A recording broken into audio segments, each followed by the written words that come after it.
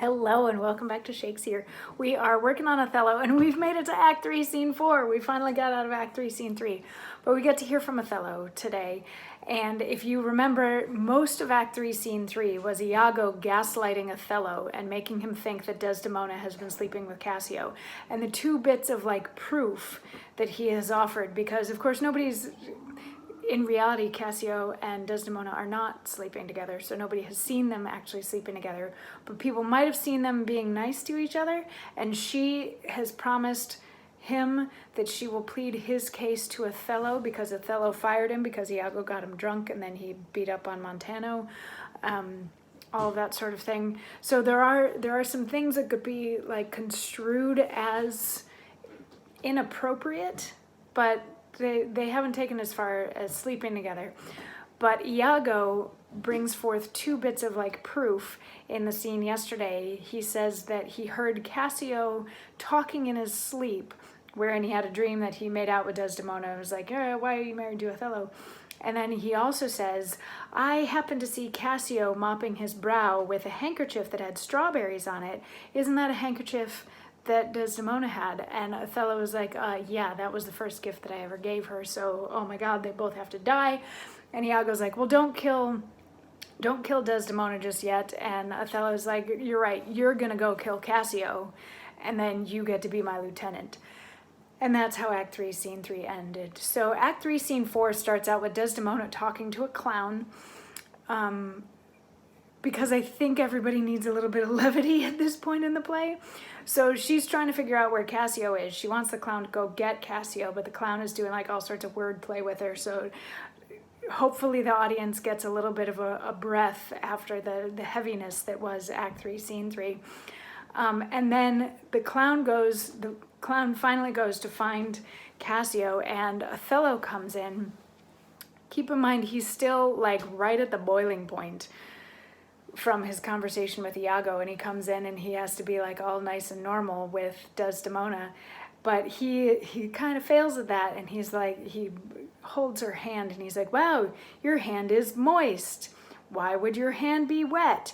And she's like, it's the hand that gave you my heart, and all this sort of stuff. And he's like, really? Because hearts don't matter quite so much as hands do. Hands are a thing now. And she's like, are you okay? And he's like, oh, my brow is rather damp at the moment. Lend me your handkerchief, so that I can mop my brow. And she gives him a handkerchief, but it's not the one that he wanted. So he's like, no, not that one. And she's like, what do you mean? He's like, you know what one I'm talking about. And she's like, that other one? And he's like, yep, give me that one. And she's like, well, I don't have it on me right now. And he's like, oh, that's a fault. That handkerchief did an Egyptian to my mother give. She was a charmer and could almost read the thoughts of people. She told her, while she kept it, 'twould make her amiable and subdue my father entirely into her love. But if she lost it, or made a gift of it, my father's eye should hold her loathed, and his spirits should hunt after new fancies. She, dying, gave it me, and bid me, when my fate would have me wived, to give it her. I did so, and take heed on't. Make it a darling, like your precious eye. To lose it or give it away were such perdition as nothing else could match. So remember, he thinks that Cassio has this handkerchief, and he thinks that Desdemona gave this handkerchief to Cassio. So he tells this story of how the handkerchief came to be, and it was given to his mother by a sort of fortune teller that was like, as long as you have this handkerchief, your husband will love you, but if you lose it or you give it away, your husband will find you absolutely repulsive and he will go find a different wife. So Othello shoots daggers out of his eyes to let Desdemona know that if she has lost or given this handkerchief away, there's no forgiving her. There's no forgiving her. And she's like, I didn't lose it and I didn't give it away. I just don't have it with me right now. And he's like, well, go get it. And she's like, I'm not gonna go get it. You're being ridiculous. Relax just a little bit. And there's there's this back and forth between the two of them because, of course, she can't produce the handkerchief right now. She knows that she has lost it, and he wants her to admit that she doesn't have it so that he can get his proof that she's been sleeping with Cassio. So he keeps going on about the handkerchief, and finally she's like, wait, why are we even talking about this handkerchief? You're supposed to be talking to Cassio.